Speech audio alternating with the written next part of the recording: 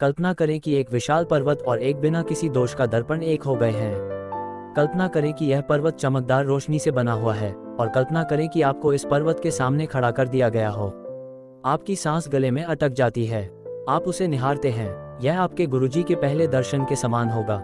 जब वह इस मिलन की इच्छा करेंगे, वह आपकी आत्मा के सबसे गहरे हिस्से में प्रवेश करेंगे।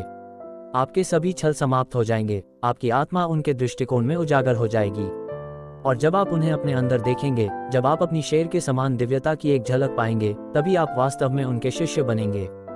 यह मत सोचिए कि यह मिलन नहीं होगा। यह मत सोचिए कि गुरु केवल शरीर में थे और शून्य में विलीन हो गए हैं। अभी भी और दर्शन होने वाले हैं। 1,00,000 मिलन अभी बाकी हैं और गुरुजी और उनके प्रिय शिष्यों के बीच एक महान वादा पूरा होना बाकी है। प्रेम का वादा कि गुरु और शिष्य अनंतता के बंधन में एक हो जाएं।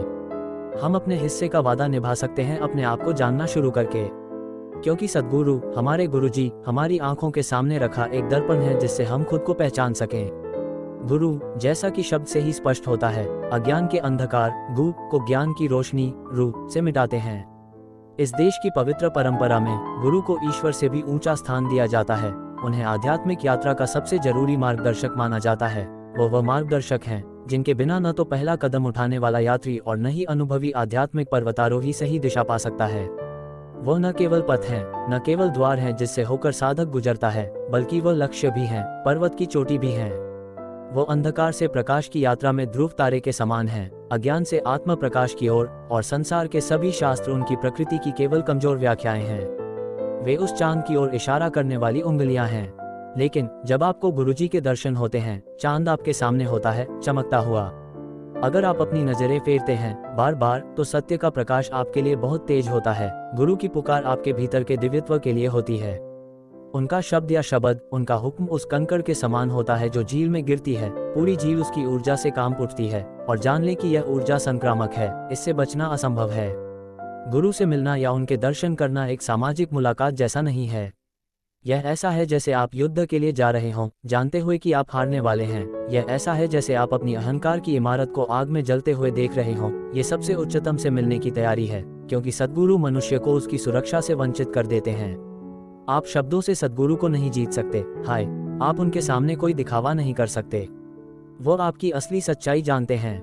इसे स्वीकार करें, कुछ भी न छिपाएं, उनके साथ खेल न खेलें। जब आप उनके पास आते हैं, तो यह मायने नहीं रखता कि आप कौन हैं।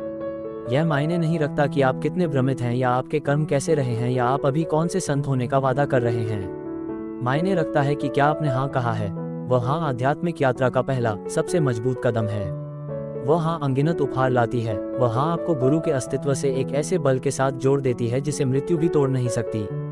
वह हाँ गुरु की पूरी कृपा, उनकी दया को आप तक लाती है, और वह हाँ शायद शिष्य का एकमात्र कार्य है। शेष यात्रा पहले कदम की पुष्टि है, कदम दर कदम। वो हाँ चमत्कार है, बाकी चमत्कारी विवरण हैं। एक प्राचीन प्रार्थना गुरु को ब्रह्मा, विष्णु और शिव के रूप में आवाहन करती है। गुरु ब्रह्मा, गुरु विष्णु, गुरुदेवो महेश्वर, गुरु साक्षात परब्रह्म, तस्मै श्री गुरुवे नमः। देवताओं की पवित्र त्रिमूर्ति, क्योंकि गुरु का अस्तित्व सीमाहीन है। वह केवल सृजनकर्ता ब्रह्मा, संरक्षक विष्णु, पुनरुत्थानकर्ता महेश्वर या परम ईश्वर परब्रह्म नहीं है। वो स्वयं संपूर्ण सृष्टि हैं।